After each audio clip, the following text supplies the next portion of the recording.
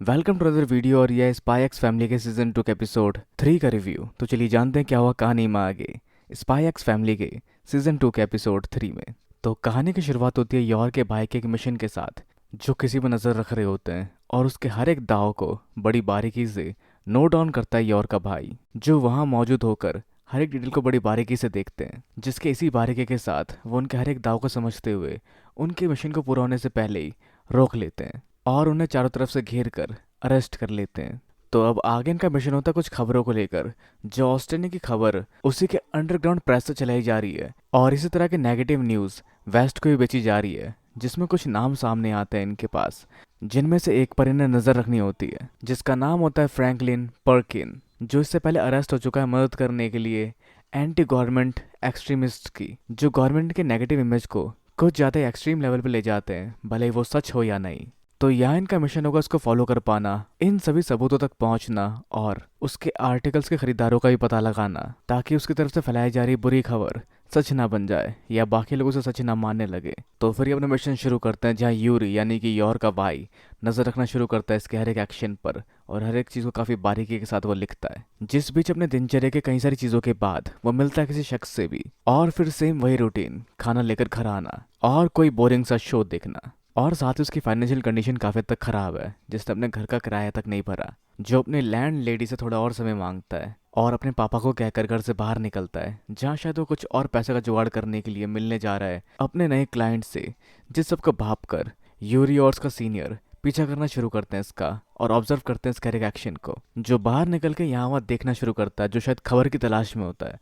और अलग अलग रैंडम जगह की काफ़ी चालाकी से फ़ोटो खींचता है, पर उसे कुछ भी तड़कता भड़कता सा नहीं मिलता। सब कुछ काफ़ी सिंपल सादा प्लेन सा होता है। जिसके बाद वो देखता है कुछ बच्चों को बंदूक से खेलते हुए और उनकी बंदूक छीनकर उसे फेंक देता है कूड़े के ढेर के अंदर, जहाँ बच्चे कूड़े के ढेर के अंदर से बंदूक निकाल रहे होते हैं, जिसको फोटो क्लिक करके शायद रिप्रेजेंट करेगा गरीबी और भुखमरी, जिस वजह से बच्चों को कूड़े में मुंह मारना पड़ रहा है। जहाँ बच्चों से कंप्लेंट करने की बात करते हैं, लेकिन वो बच्चों को धमका देता है उनकी उल्टा कंप्लेंट करने को लेकर, क्योंकि वो बंदूक से खेल रहे थे। पर खैर आगे उसके ऊपर आर्टिकल लिखना शुरू करता है,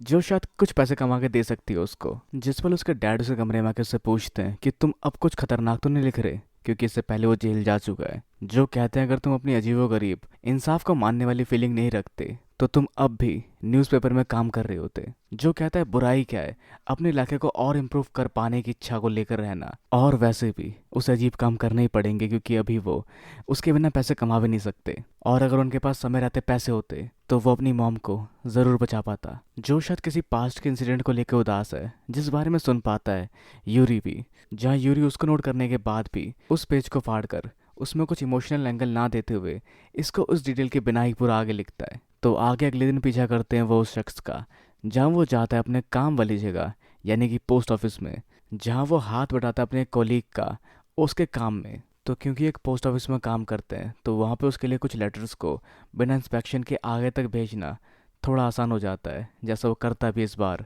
और बिना इंस्पेक्शन के कोई और लेटर भेज देता है उन सब लेटरों के साथ भी, जिस सबको यूरी शांति से वहाँ खड़ा होकर देख रहा होता है। तो अगले दिन वो बंदा अपने घर से बाहर निकल रहा होता है, जो खिड़की से झाँक कर देखता है उसे घर के बाहर 3 पुलिस खड़ी है, जिनको देख के थोड़ी देर तक वो घबरा जाता है, पर इसी को तकदीर समझ के वो अपने पापा को कहकर आता है कि मैं बाहर जा रहा हूँ और मुझे आने में शायद काफ़ी समय लगने वाला है। तो बाहर वो लोग उसके लेटर को दिखाकर उसको पकड़ लेते हैं, जिस पर वो कहता है कि तुम सरकार के चमचे हो और मैं सरकार के खिलाफ लड़ रहा हूँ, तो हम दोनों में से बुरी पोजीशन में कौन है।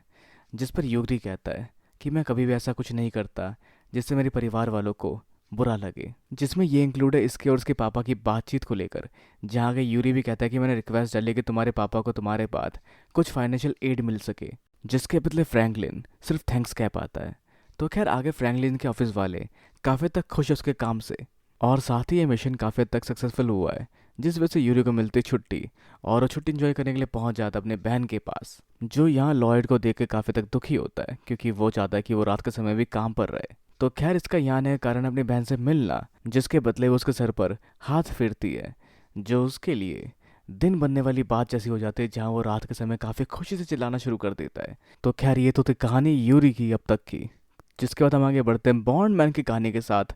एपिसोड में आगे, जहाँ बॉन्डमैन कई सारी लड़कियों को हर बार बचाता है और साथ ही अपने दुश्मनों को भी मना लेता है एक साथ मिलकर रहने को लेकर, और इसी तरह से आगे बॉम्ब डिफ्यूज करते हुए टेररिस्ट की बेटी का ब्रेन वॉश करते हुए सबको वो अपनी टीम में कर लेता है। साथ ही दुनिया ख़त्म करने वाली को भी पटा लेता है और अपनी लैंड लेडी को भी पटा लेता है क्योंकि वो उसे रेंट मांगने आती है। और इस तरह से लड़कियों की फौज लेके चलता है बॉन्डमैन। पर एक समय में सभी लड़के चिढ़ जाते हैं कि वो उनमें से किसी एक को क्यों नहीं चुनता। पर बॉन्डमैन का मिशन है सभी लड़कियों का दिल जीतना और सबको अपने साथ लेकर चलना, जो रिप्रेजेंट करता है एक आम आदमी की सोच। पर सभी आम औरतों की सोच के साथ उसको मार खाना पड़ता है उनके सुपर पावर्स के साथ, और आखिर में बॉन्डमैन तबाह होने के बावजूद भी बच जाता है एक और नए सफ़र के लिए। तो आगे हम जानते दिमाग पढ़ने की कला के बारे में, जहाँ एक आम बच्ची नहीं है लॉयड के पास। वो एक खास बच्ची जिसका दिल पल पल बदलता है, जो ना जाने क्यों एक मैकेनिकल बियर की सवारी करना चाहती है, जिससे वो काफ़ी खुश होती है। जहाँ लॉयड नहीं समझ पाता बच्ची को, मतलब बच्चे को।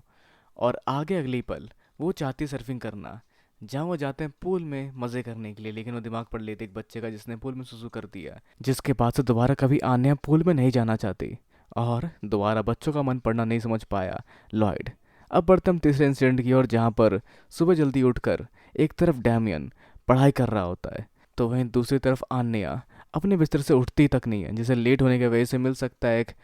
टॉनिट्रस बोल्ट, जो उसके पापा का मिशन और मुश्किल बना सकती है। और वैसे उस दिन स्कूल के लिए वो लेट हो जाती है। तो अगर हम बात करें आज के एपिसोड की, तो काफ़ी ज़्यादा फिलर था। कुछ सीरियस एक्ट के बावजूद भी सब कुछ रद्दी था। तो हो सकता है हम आगे कुछ बेहतरीन एपिसोड देख पाएंगे इस सीज़न में और सीरीज़ में, और शायद आगे नए एपिसोड काफ़ी इंटरेस्टिंग होने वाले हैं। जहाँ अगर हम बात करें प्रीव्यू की, तो यहाँ ये देखे जा रहे हैं बिल्ली पकड़ते हुए आने के स्कूल में कुछ मिशन या चीज़ों को पूरा करने के लिए, जहाँ यौर भी देखी जा रही है, जो शायद उनके स्कूल से गुम हुई एक बिल्ली है जिसको ढूंढना काफ़ी ज़रूरी है। तो क्या होगा आगे, क्या करना है यौर को, क्या होना है इस एपिसोड में, इस सब को लेकर अपने चैनल नीचे कमेंट बताना बिल्कुल ना भूलें। इस वीडियो को लाइक शेयर और सब्सक्राइब करना भी बिल्कुल ना भूलें। तो के लिए मिलते हैं अगली वीडियो में। Sayonara and have a nice day.